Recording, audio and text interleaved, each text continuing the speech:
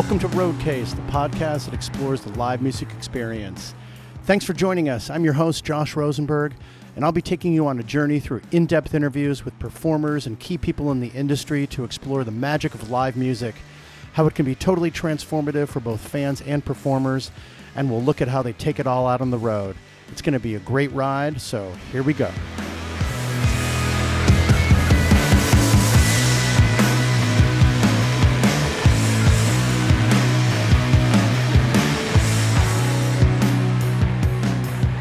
Okay, here we are again. Welcome back to Roadcase.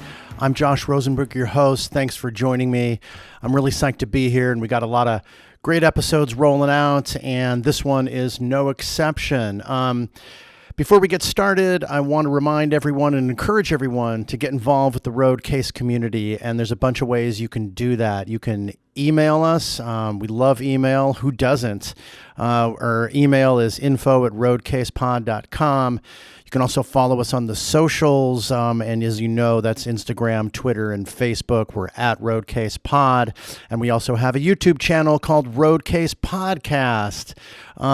You can also get involved with the Roadcase community by supporting this podcast on Patreon. We have a Patreon site at patreon.com/roadcasepod. And coming up, we'll be releasing a Patreon-only exclusive episode. And of course, you can subscribe to this podcast on your favorite listening platform, and you can review this podcast there. So just smash those stars or buttons or whatever it is to rate us and leave a review. I'd love to hear from you. So today I'd like to welcome Lee Huber. Lee is a Nashville-based booking agent who grew up in Fort Wayne, Indiana, and spent some time in Chicago before moving to Nashville, where he initially got his start in a real organic kind of way. He was tending bar and then started booking acts there. Then he was working for a venue, booking acts. So he really sort of was doing what he was very passionate about, and I admire that. Lee now has a larger stable of artists that he books, both nationally and locally. And so we talk a little bit about those artists. We talk about his perspectives on live music versus studio music. We talk about what he's doing during COVID and how his artists are generally adjusting to this COVID world of show shutdown with streams and other kind of creative endeavors. And in that context, we also talk about Waltzer, who I use for the theme music for Roadcase. And we also talk about Nordista Freeze, an act that Lee really likes and that I also interview for Roadcase. And that's in an upcoming episode, so stay tuned for that one. But for Lee, it's really about the live show. We talk about live music a lot. And in fact, we were at the same show slightly before the COVID shutdown back in March. So we had a couple laughs about that. Also, a heads up that this interview took place in early September, and Lee no longer works at Atomic Music Group, which we talk about in the interview. He's with Odyssey Touring, so just a heads up on that. So I really enjoyed talking to Lee, and I know that you'll really enjoy this interview too. So thanks for joining me today on Roadcase for this interview with Lee Huber, and here we go.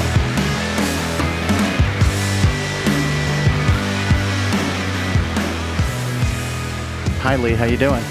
Good. How are you? Thanks for having me. Why don't we just start off by you telling me a little bit about your background, personal, professional, etc. I'd love to hear it.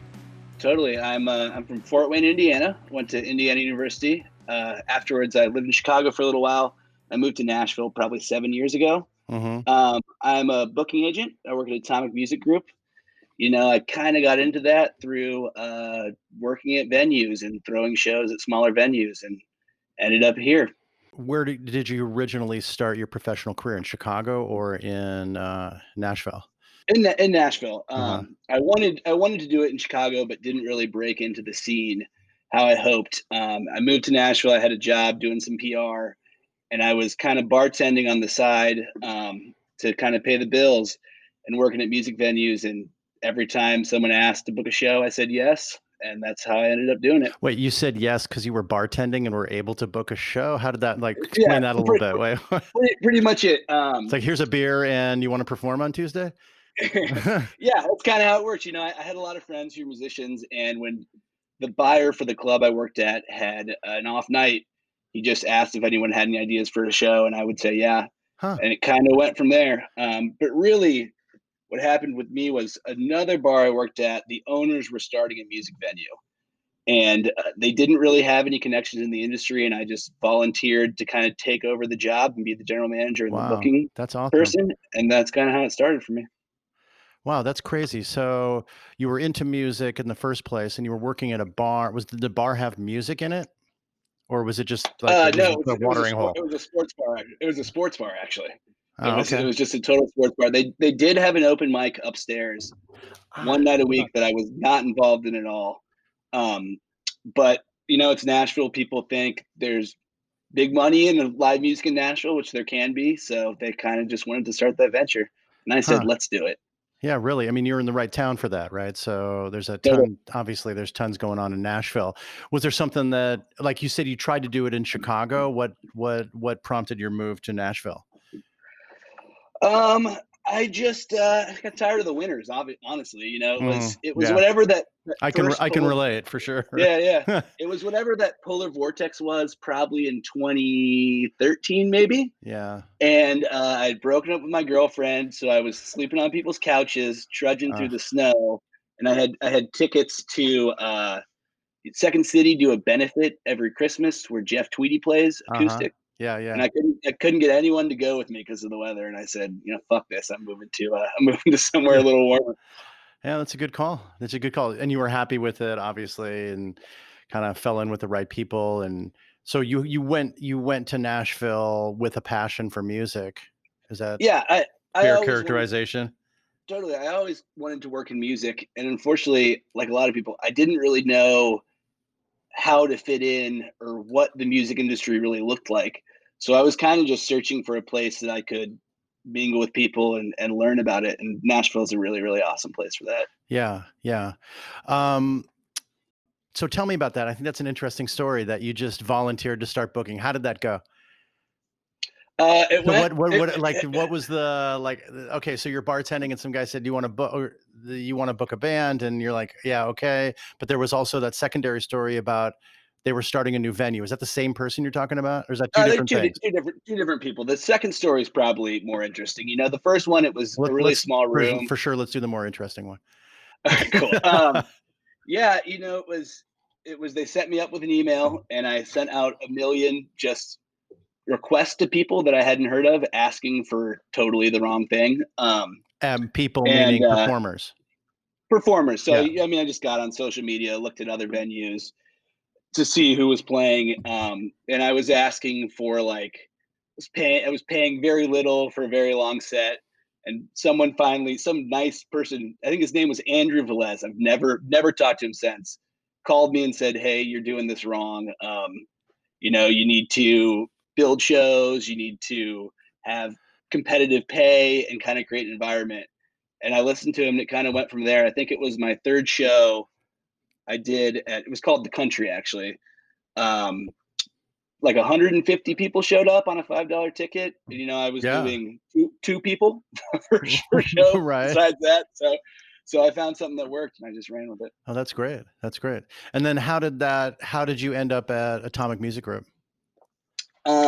So I stayed at the local in the country. It changed names about halfway through its existence for about 3 years, and there was a new owner, and they just kind of wanted to go in a more traditional Nashville direction, like sit down restaurant, singer songwriters on stage. And I was really always had been more interested in building bands, especially touring bands. Mhm. And I'd worked with Atomic a couple times in the past, and really dug their roster and liked all the agents. And I sent the CEO an email asking if they would take me on, and they did, thankfully. And how long he'd been working on your own at that other venue or sort of Probably like booking five acts?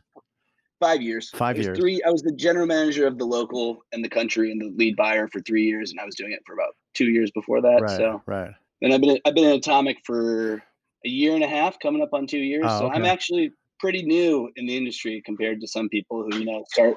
Has it changed now that you're sitting behind a big desk, presumably, at AMG? Are we calling it AMG or Atomic Music Group? Either AMG is Okay. fine. So has that changed a lot? What's kind of the biggest, the biggest change that you've experienced and challenge?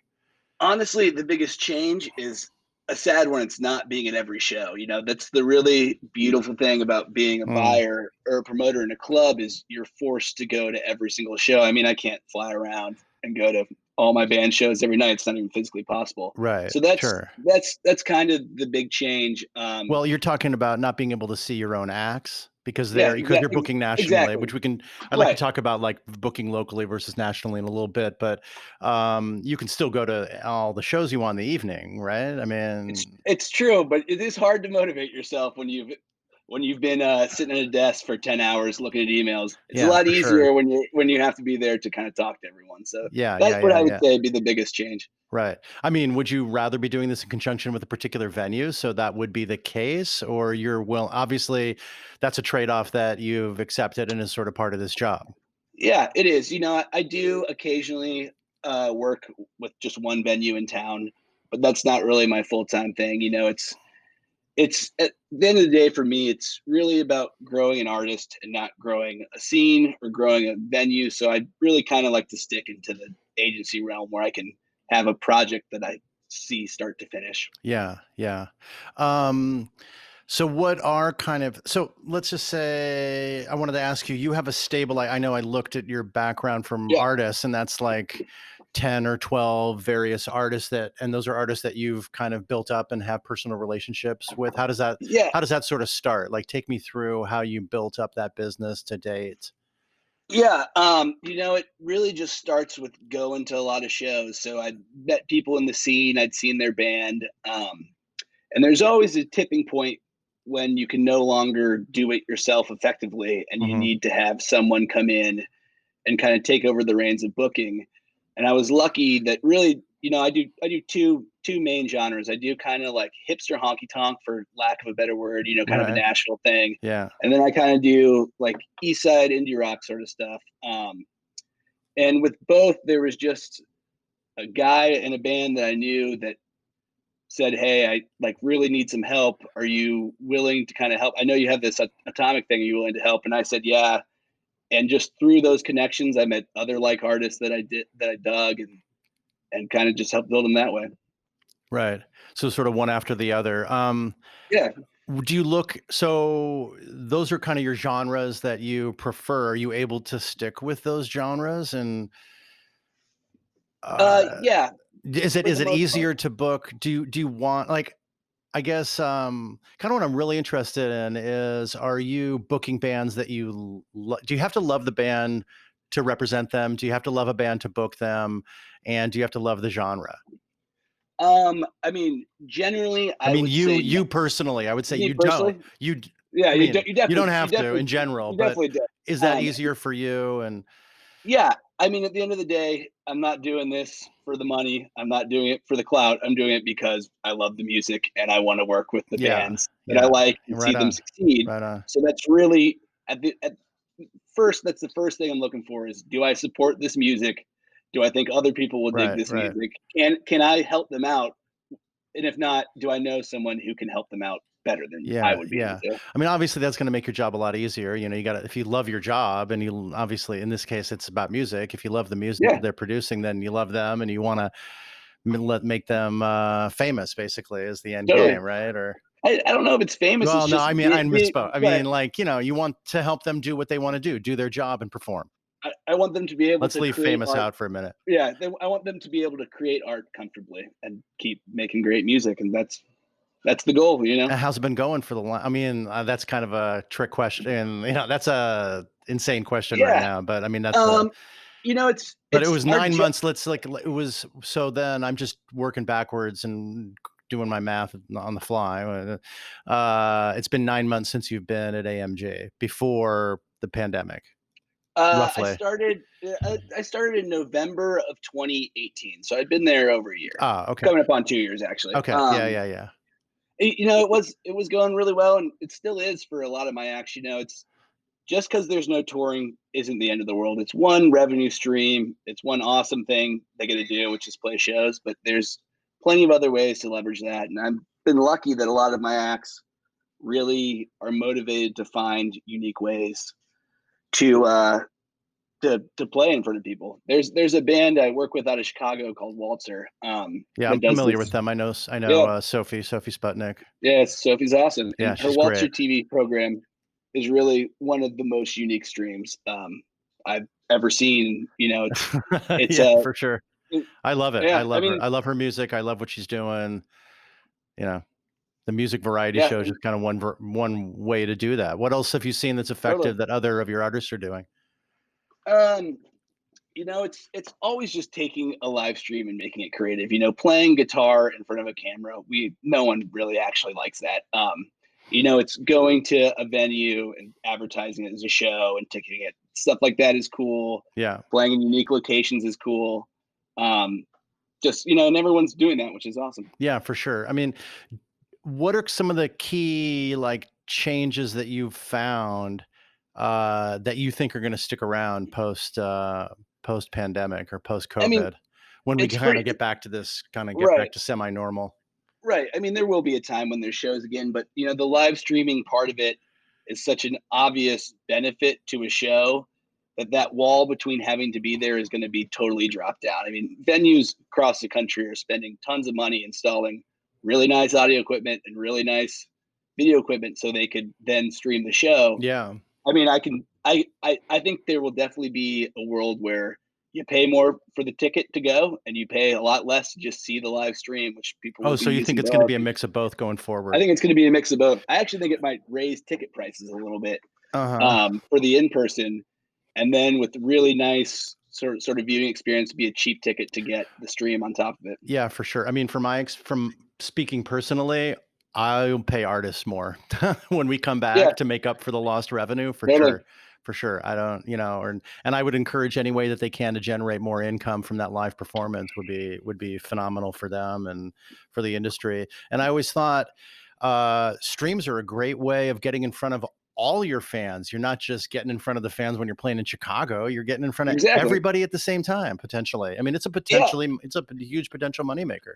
it really is. And the other thing too is it's going to be a great way for you to kind of check out to see if you want to see the show. I mean, I'll pay $5 to watch 10 minutes to see that this band is awesome and pay $20 the next night to go see them. I think that opens all sorts of doors. Yeah, for sure. Do you have certain favorite venues that you like? Like, what's your just kind of favorite venue nationally? I'm just wondering, since you're in the business and you like book a lot of Um, bands and yeah, I mean, my favorite venue nationally is also in Nashville. I like the Basement East is an awesome room. uh Just sounds great in there. The staff runs it really well. yeah, Shows are awesome. But I have a favorite venue in every city. yeah, That just happens to be the one I go to the most.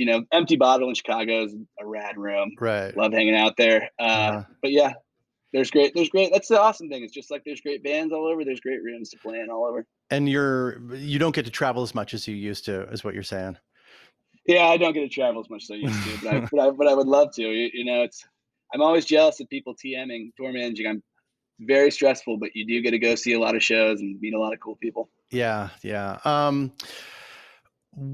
So we talked about the genres and whether you need to love a band to book them, and that clearly helps quite a bit, right? I Yeah. mean, that's kind of the key to doing that.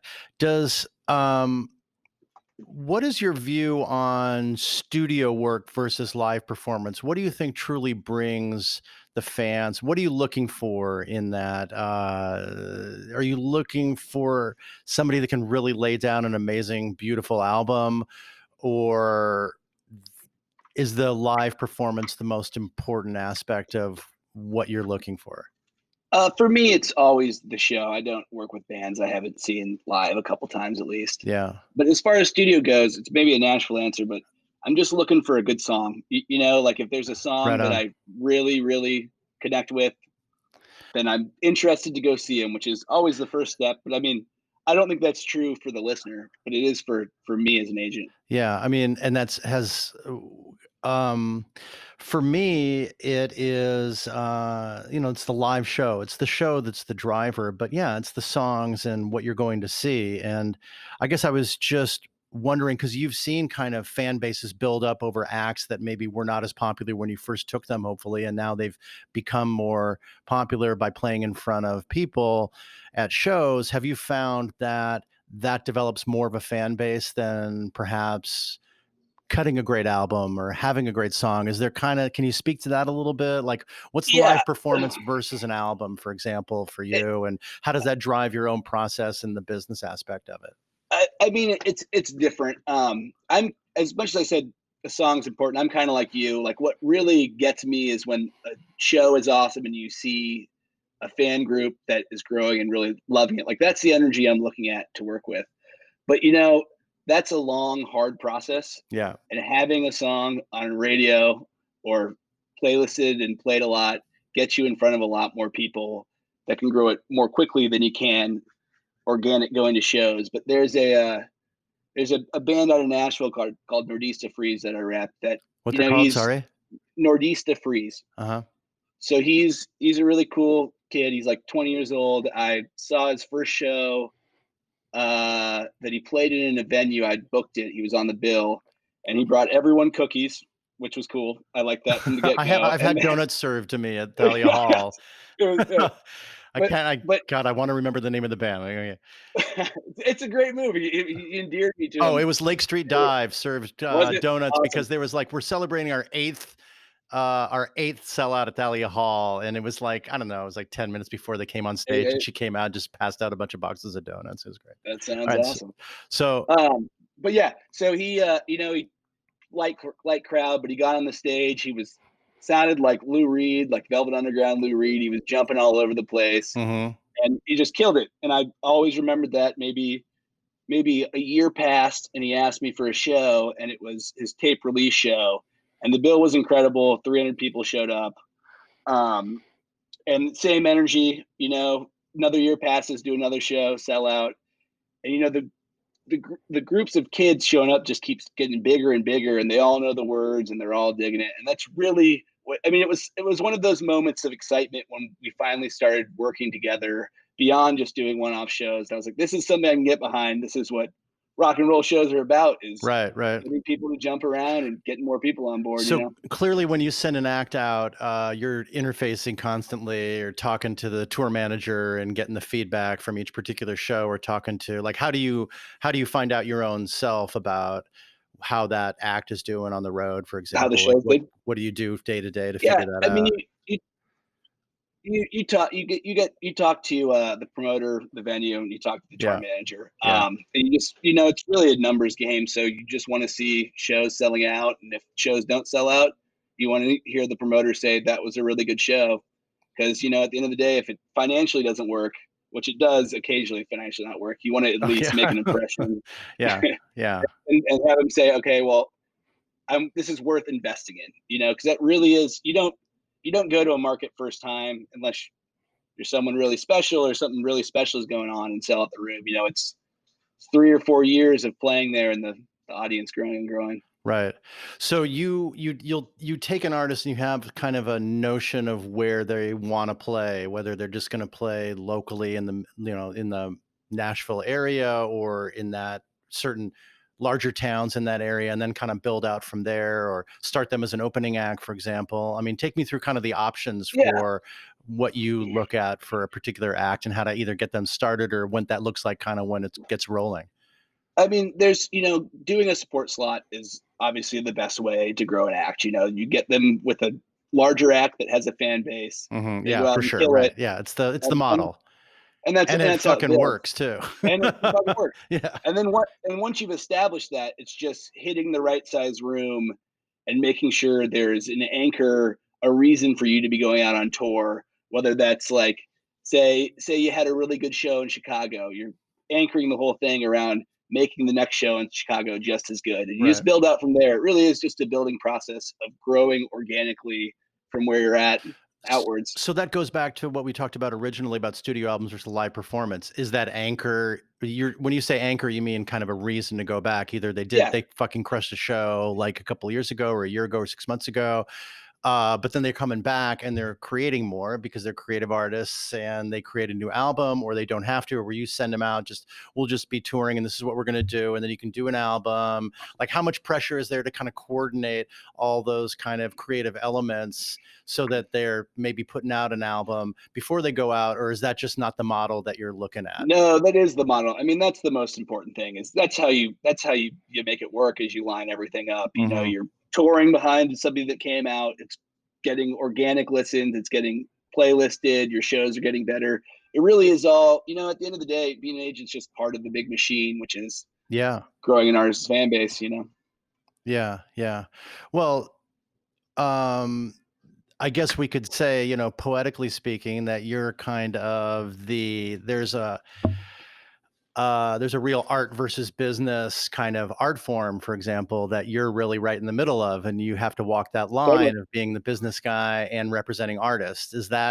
How's that been? Is that a challenge for you, or what does that kind of look like in your world of, hey, I'm cool, I'm with the band, I'm doing this and that, but this is the deal that we need to look at, and how does that present itself?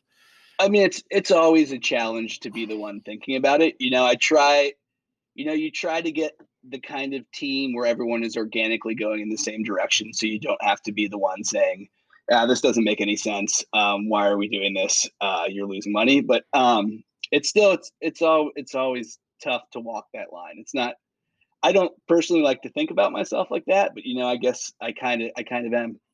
Yeah, yeah. I mean, more so than the band manager, for example, like their own business manager. I mean, does that create a conflict for you at some point, or is that another sort of touch point in the business that you really need to get along with in that organization, in an artist organization, in order to make this work? Yeah, I mean, the band manager is always the most important. They're really the ones who are taking the artist's vision and making it a reality. So, Yeah, it's important to get along with everyone and having a good relationship, working relationship where you guys both are understanding each other and working towards the same point is as important to me as liking the band. And you gotta like what you do, and you gotta like who you work with. yeah, for sure. Um, about other relationships in industry, other agents and various industry relationships, like what does that look like in terms of whom you're working in Nashville or across the country, and how do you manage all those type of relationships? I mean, they're really important. You're also only as strong as your relationships. You need other agents to help you with your band, just like other agents need you to help with their band. Yeah, yeah. That's how you get those tour support slots. So it's, as much as you are competing against each other, at the end of the day, unless you're a jerk, which there are jerks out there, you Yeah. guys are all going for the same thing. And if it's realistic, you make it work. And if it's unrealistic, you don't make it work. Right, right. And I mean, clearly in this environment, we've seen a lot of shifting of the industry. Um, has that restructured sort of your business and what you're kind of faced with? I mean, in terms of personnel, in terms of others that are kind of building their own independent agencies, and you've survived at AMG also. So, Yeah. what is that kind of looking like for you, and how has that changed the industry from a personnel perspective, from your standpoint? I think that remains to be seen.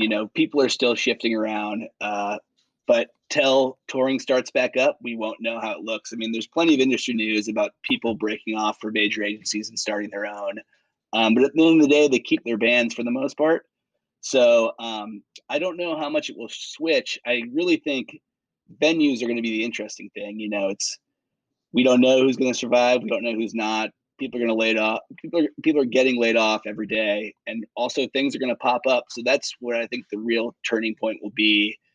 Some point next year, it might be a whole new group of people booking these rooms, from Right. the large ones down to the small ones, which hopefully creates a lot of space for new artists coming in. I mean, without giving away your secret sauce, like what have you done like right now? Like what's your key kind of motivation, and what's the carrot out there at the end of the stick that's keeping this afloat for you under these like most insanely challenging times for this industry that's going to be the last industry of all industries to Right. come back? I mean, it's insane. Like kudos to Um, you for like being in your yeah. position and keeping it rolling.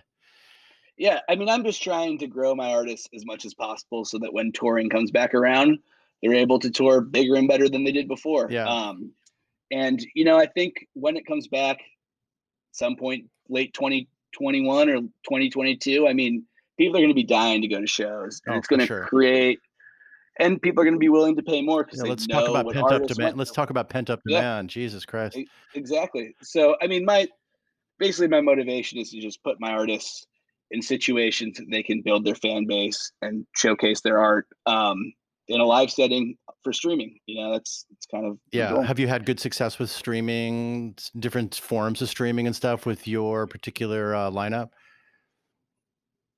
Yeah, I have. It's maybe not financially the way that we all would want, but I have had really good shows and people creating really good content. And it really all started, honestly, not to bring Walter back up, but when I saw what Sophie was doing, that inspired me to kind of look at new ways of treating a stream and pushing my artists to kind of really make it special and not just phoning it in because you're playing for a Yeah, let's phone be to creative about imaginary this. people. Yeah, for Yeah. sure.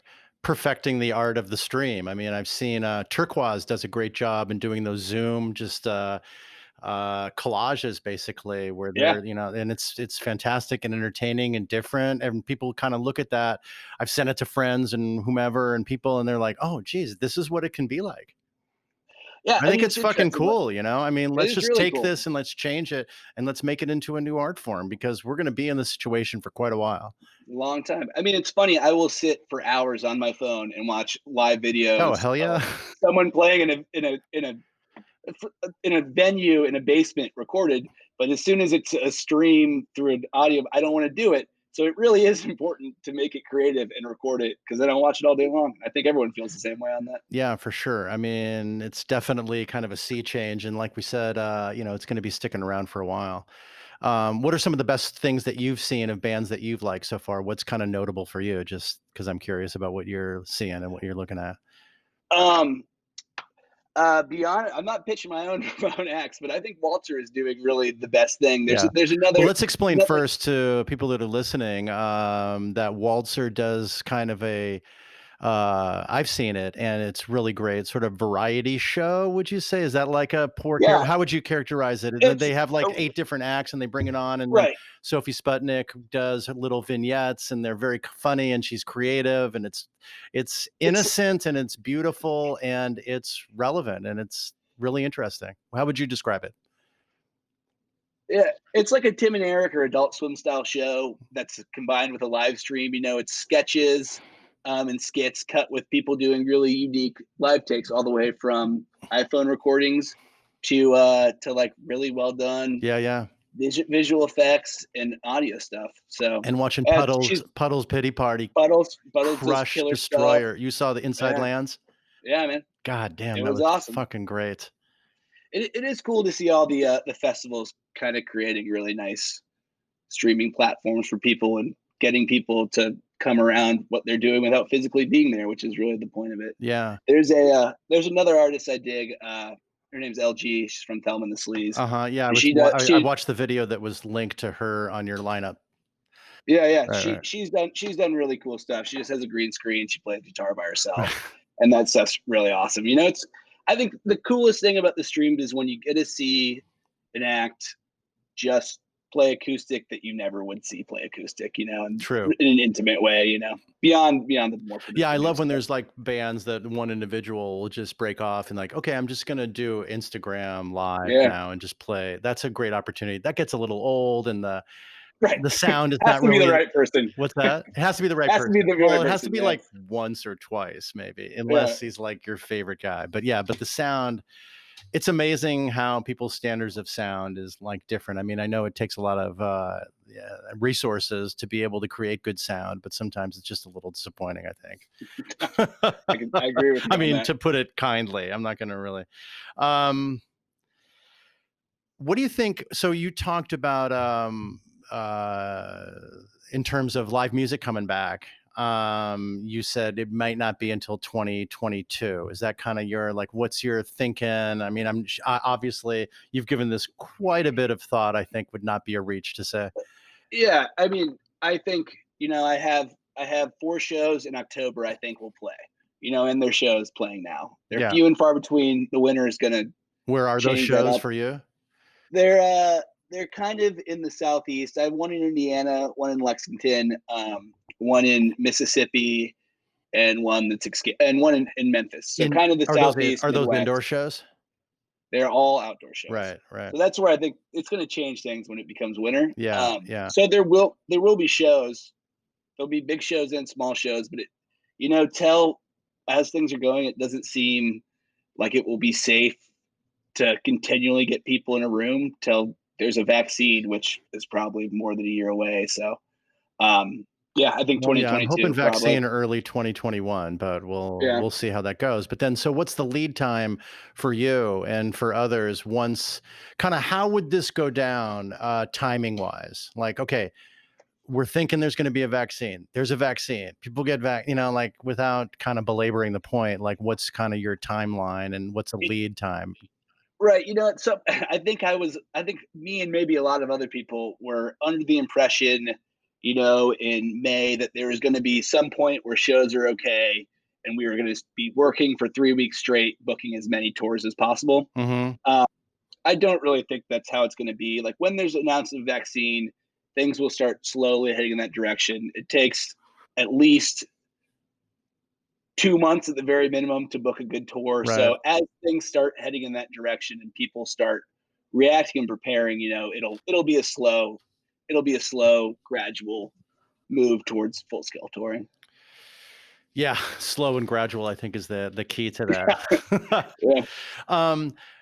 Did you always start out? So you started out just booking bands in Nashville, but then what did that look like when you started to do like you got an artist in your lineup and then you're like, okay, we're gonna go on tour? Does that just kind of become like bigger and bigger concentric circles and all that you just continue to expand the radius? I mean, I'm kind of interested in how that development occurs and how cool that would be to like fucking book Right. your one of your guys on a national tour. Like that's got to be amazing.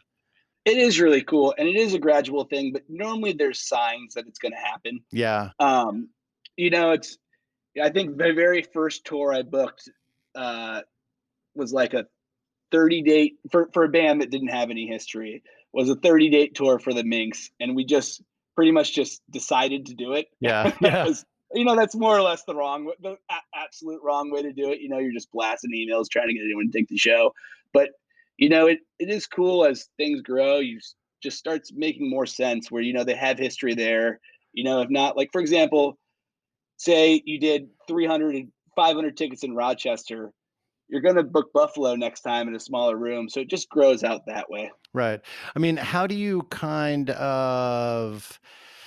that start? Like, I'm always curious, like you've got a band and then you want to book them into Chicago, but you'd also like to do Indy on the way there, for example, and then maybe a Madison or a Milwaukee or some like without having the band drive up to Madison, then back to Indy, and then, or you just do that. And then it sort of just organically happens that they've got an opening at the Empty Bottle. And then you got to go up to Milwaukee and they've got an opening here. Like how it's just so many moving pieces. Like talk to me a little bit about, I mean, am I wrong? Or talk to me a little bit about like what that looks like for you and how chaotic and insane that's got to be at some point, or maybe I'm just making it like romanticizing. You're romanticizing a little bit. It's as I said, it's all about having a reason to go somewhere. So you take the loss in Indy on a Thursday night for the big show in Chicago on Friday, Mm-hmm. and it's also about having good relationships with other bands. So that's a really important thing. Other bands with other bands. So like, say you have that Empty Bottle show, you want to play a show in Indy. Hopefully the band knows someone who's a good local that can get on your show and help draw people out. Mm-hmm. It is a person to person business, right? With musicians. So it's interlaced between musicians and musicians to fans. So would you, in that scenario, you would choose like, okay, we're definitely doing Chicago. How can we fill it in? Exactly. For example, that's kind of how it works. Yeah, exactly. There's this is on a really small level, not, on a artist that's breaking. That's exactly what you're doing. How do we get to Chicago? How do we get back? What are some markets we can hit that we think we can draw, or there's some reason to go there to help grow that act? Right. I mean, and do you have kind of specific agreements that just kind of a way you work with a particular venue and you sort of just tailor that as you go along according Yeah, to the artist and the venue and the performer, et right. I cetera? mean, venues also have different things. I mean, I try to keep the risk on the artist as much as possible because you want to have a band that believes in themselves and willing to take chances and willing to promote those shows. But that isn't always the case. You know, you just try to find good shows that will pay the bills and get you back and forth. Yeah, for sure. So, and do you book your artists into festivals? Yeah, we do And festivals. how does that, what's the primary difference between festivals and tours, for example? I mean, festivals is an anchor. You want to play festivals. You know, it's there's money there. It gets Yeah, for you sure. in front of a huge new audience. So it's all about keeping your bands in front of those people who book those festivals, and taking any opportunity you can get. You know, that's one of the as much as festival culture. Personally, I like going to clubs. I don't love a big outdoor festival, but Hmm. you know what that's done to make artists be able to grow is really awesome. Would you do that as a loss leader? Yeah, probably. Yeah. I mean, it's great Yeah, exposure to, like, it's the ultimate opening act, really. Like, you're right. playing in front of people that are just sitting there waiting for someone else and there's buzz and yeah, I think it's a great opportunity for a band, right? Yeah, there was a Shoals Fest was a festival in Muscle Shoals. Mhm. It was well, I can't think of his name, but anyway, there's a label called Single Lock that was one of the sponsors. It was just a two-stage festival. They kind of put all their up and coming acts on the second stage, and it played in between the headliners, and it was amazing to see so many people suddenly be turned on to something that was really cool because they just happened to be sitting there. You know, it really does a lot for Yeah, I artists. mean, I like going to clubs personally myself, but it's really the magic of a festival and that kind of Yeah, environment. Like, oh yeah, I saw this band back in blah blah blah, and they were amazing, and they killed it on that side stage, for example, right? yeah. Um, what do you love most about the business? What do you love most about your job? I mean, obviously, going to shows. It's the reason why you do it. You know, there's nothing I like more than being at a club, PBR in hand, seeing an opening band that I'd never heard of just melt my face and blow me away. I mean, Absolutely, that's absolutely. what I love about That's it. why You I'm know, and doing that's this too, and that's why I'm talking to you. exactly. Yeah, I mean, that's the whole reason you do it. You know, no, yeah, that's the only reason. And are you able to do that as much now as you were before? I mean, you mentioned that you're not being able to go No, nationally and do that. no, it's I do it. I don't get to do it as much. Also, I mean, when you're working at the club, you see every band, so you have a lot more opportunity to be blown away by a band that you don't know that well. You know, that is when you're choosing the show to go to, generally do some research. So I do miss that a little bit, but I still try to get out as much as possible. Yeah, yeah. Um, so I mean, we're kind of looking at the future, and like this is just sort of the most difficult time that the music industry has really faced. I Live mean, music industry for sure. live, Yeah, I mean, sorry, live music. I guess everyone too, but yeah, it's. I mean, it'll be a blip. You know, it's as I Let's said hope so. earlier. Let's hope so. People who work for the most part in music aren't doing it because they think it's a really good career choice. They're doing it because they love the music. So, you know, I'm confident that everyone will be here to stay and things will come back just as strong as they were before. Yeah, I mean, what are have you been able to build up your lineup, or have you lost bands, or have you like what's like Uh, right now, you know, I think we'll have to see till when things start up again where that will be. You know, unfortunately, I will probably have to drop my axe just because I'll need to spend a lot more time working heavily on things that are bigger. When now, you know, before it was nice, I could take on any projects I really needed to. I don't know if that'll be the case. But yeah, I think unfortunately, I think most people will probably drop a lot of acts, which is they'll always find new agents though. So do you think you need to be in Nashville to do this job? no, I mean that's actually the coolest thing about being an independent agent. You know, it's I could literally do it anywhere, and you know, it's the opportunity is there for anyone who's willing to take the time to go see a bunch of shows and learn about it and do it. You And know, start booking bands. yeah, exactly. You know, it's always nice to be in a major city and kind of start that way. But you could be in middle of Ohio and have a band that you like and just grow them from there. Right, but you did go to Nashville and I mean, I did. there is a reason why you're there. Yeah, I mean, obviously the best place to learn is in the building. That's would be my advice to anyone who wants to work in live music. Go work at a venue. It doesn't matter what your job is. You'll learn the ropes. You'll meet the right people. I mean, that's the cool thing about it. Yeah, totally. Yeah, I'm in it because of the live music, basically. I mean, Yeah, I love a great show. I'm glad there's people out there like you that are booking bands that I'm always fascinated by just the sheer number of bands there are out there and the sheer just looking at a venue and seeing a bill and it just constantly develops and it's just constantly always there and there's bands always touring and creating and it's like the place to be. it is overwhelming how many bands are out there. It's cool, Yeah, but totally. it really is overwhelming. What's your favorite venue in Chicago? I mean, I like Thalia Hall. I live in the neighborhood. Yeah, I like the Bottle. Probably more bands that I see are like at Lincoln Hall or Shuba's or Thalia Hall. I don't have as yeah, much of an totally. opportunity to go to the Bottle as much as I'd like to. But when there's a Yeah, band that I like that's playing there, I for sure am happy to go. And this is a tremendous venue for music. And then you got the uptown venues like the Aragon and the Riv. yeah, And then of course Chicago Theater, and then a couple of other venues. It's like there's a summertime outdoor venue that's like a 5-minute bike ride from my house, Northerly Island. yeah, Where bands will go and do the kind of mid-level outdoor amphitheater. 2,000-3,000 seat, like the White River Park. I don't know what's in Nashville area, but in Indy, yeah, yeah. yeah. It's cool. I used to live about a block from Lincoln Hall. I miss walking to shows all the time. Oh yeah, great place Yeah, to see a show. it's a Love great that room. place. Yeah, that's a phenomenal room. Um, didn't the basement east get damaged somewhat by the They hurricane? did. They're back and ready to go. So that was kind of a quick turnaround, but they got hit pretty hard. Actually, it was sad.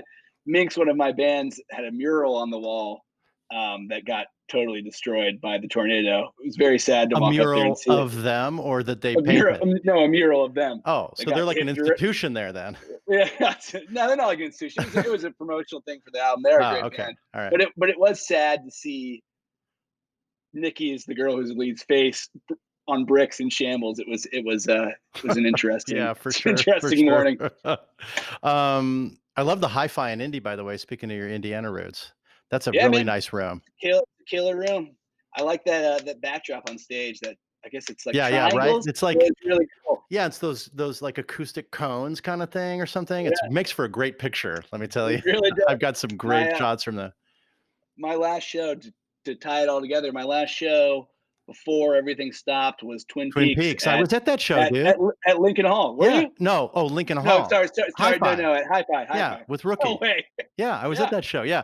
I was on good. my way down to so I went there on that was a Tuesday night, I think. That was March 10th. And then I was on my way down to see Goose, who you may know. Yeah, yeah. They were opening for Pigeons Playing Ping Pong in Covington because I'd never been Right. to the Madison Theater, which is like a great venue to see a show. And there's a great hotel down. Like Covington's just like a really cute Yeah, it's a little cool town, right? place. I really liked it. Yeah, So that's hilarious. yeah, Yeah, that no, was a it was great cold. show. I was It was a great show. It's a cold night. Yeah, it's winter, Yeah, man. Come on. yeah. Come I'm on. from Nashville, Yeah, so I'm not listen to used to you. it. That's the reason why you left I had to Chicago. wear a coat. Yeah, right. Yeah, you had to wear a coat. God, I thought it was warm. I was happy to anytime I drive south, point the car south at all in the Midwest, it's like I'm in for a treat. Yeah, yeah, totally. So are you a big Rookie fan then? Yeah, I love Rookie. Can't wait Yeah, for them to get great back on the band. road. Can't wait for them to get back on the road. It's such a challenging time, and I admire what you do, and I find it like super interesting, and just to have bands that you believe in and make them, create the environment for them to thrive. Really, is kind of what you're all about. Yeah, it is 100% what I'm all about. And, I'm lucky that I'm able to do that, and I'm lucky that there are people like you who are willing to go see some cool bands. It's unfortunate when people get.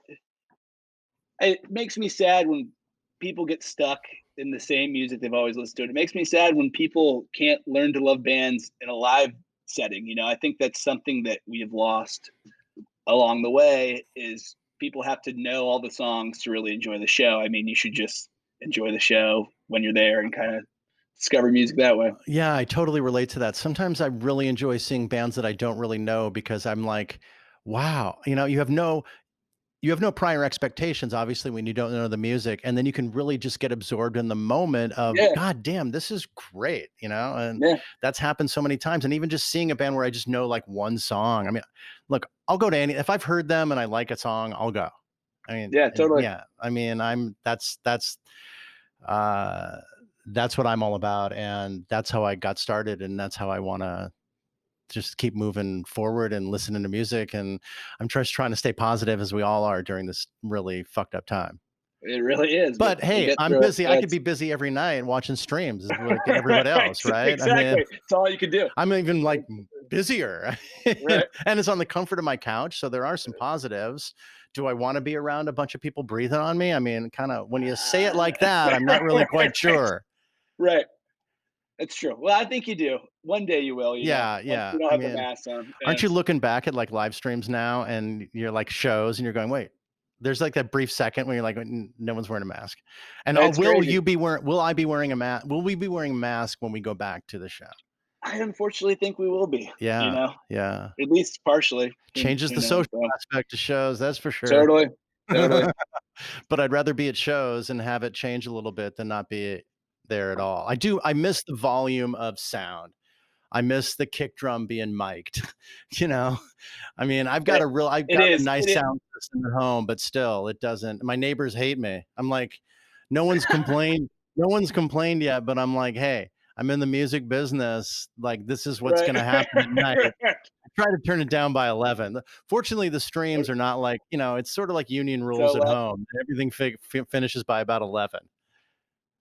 what do you do when you play that guitar? You play that guitar behind you? Is that a Gretsch? That's a country gentleman, yeah. Oh, cool. Yeah. Sick. Yeah, you can, yeah, it's a nice guitar. I mean, I wish I wish I could do justice to that guitar. I feel the same way with all of my instruments. Oh my Yes. God, yeah. If I did justice to that guitar, I'd be asking you to book me into rooms.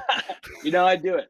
We can take this live podcast on the road, man. I'm all for it. Hey, that might be a good idea. I would love that's what I wanted to do. Like I wanted to go visit art. I mean, it's going to change for me the character of this a little bit once we get back and rolling. I mean, I'm going to be able to do this in different modes and Yeah, showcase what it's like to be on the road or just catch up with folks on the road. And there's a lot of interesting angles, but I think that's really cool. I yeah, think people are really interested in that too.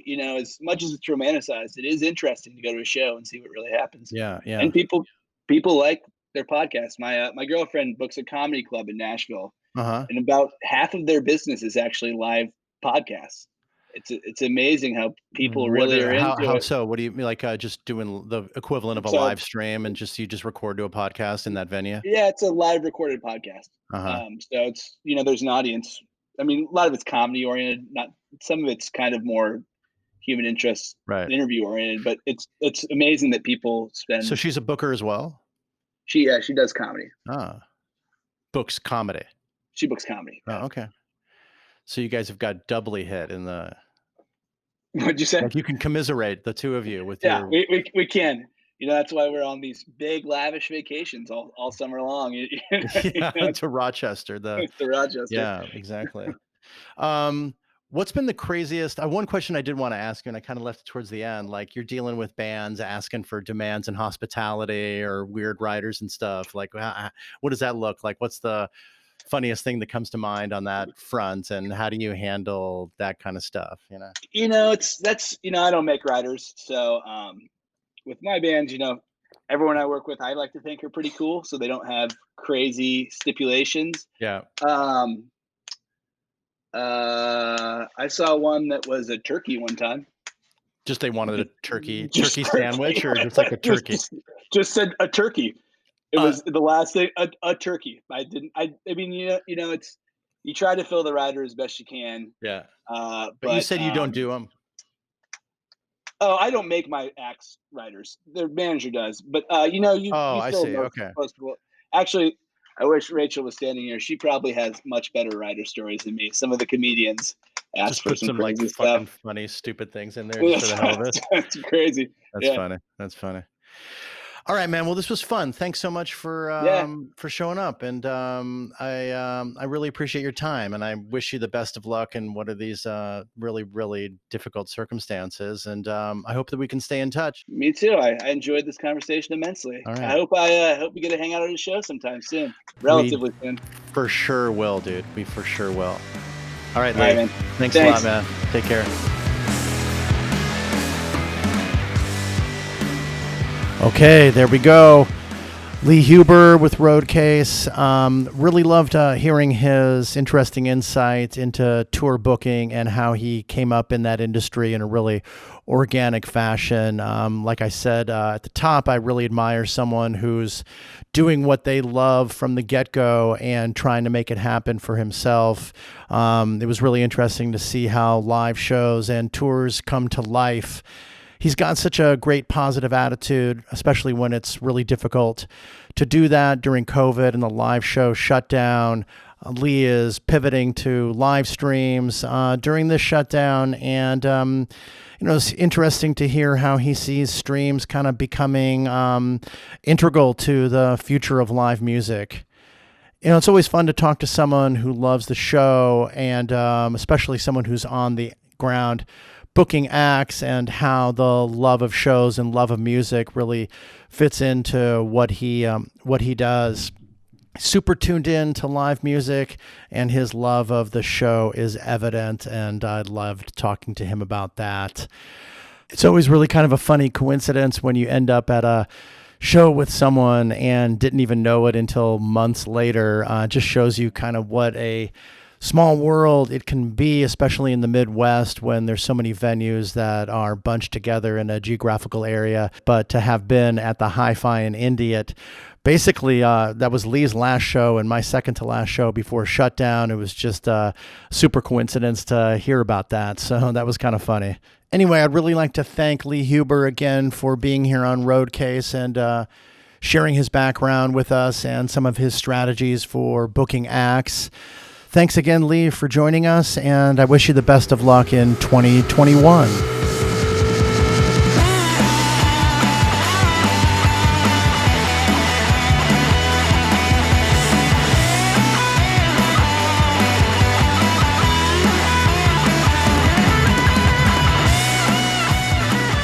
Thanks again so much for listening. And I'd like to encourage everyone to get involved with Roadcase. You can do so in a number of different ways. You can email me at info@roadcasepod.com with questions, comments, and even suggestions for guests. Or you can follow us on the socials, Instagram, Twitter, and Facebook. We're at RoadcasePod. And we have a YouTube channel called Roadcase Podcast. And if you are able to and like to support Roadcase, we have a Patreon site at patreon.com/RoadcasePod. And of course, you can subscribe to this podcast on your favorite listening platform. And if you could please rate and review the podcast while you're there, that would be great. So I want to thank Walter for this awesome theme music that we have. And I want to thank all of you for tuning in and listening to Roadcase. We have a lot of great episodes coming up, so I'll see you on down the road.